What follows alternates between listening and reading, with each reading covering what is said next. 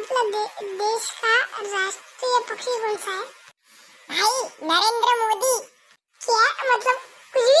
अगला सवाल, आपको दो पसंद आने वाले क्रिकेटर का नाम बता। विराट कालिया और महेंद्र सिंह धनिया पाउडर। क्या मतलब कुछ भी?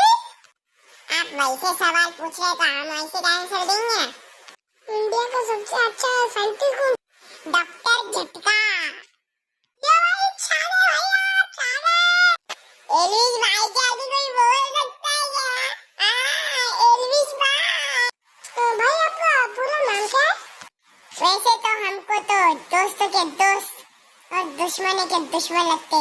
नाम है चैतन्य बैक बेंच। भाई वैसा आपका नाम क्या है? Beautiful red underwear. मतलब सुंदरलाल चड्ढा। हाँ भाई आप कहाँ से आते हो भाई? कुछ नहीं रास्ते से आता हूँ। और आप कहाँ से आते हो? आपका मतलब क्या है? हम क्या हुआ हवे से उड़ के आते क्या? भाई एमबीबीएस का फुल फॉर्म क्या है?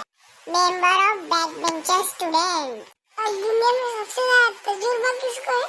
और किसको? गजीदा राम को। ये भाई छा गया। इसलिए तो बोलता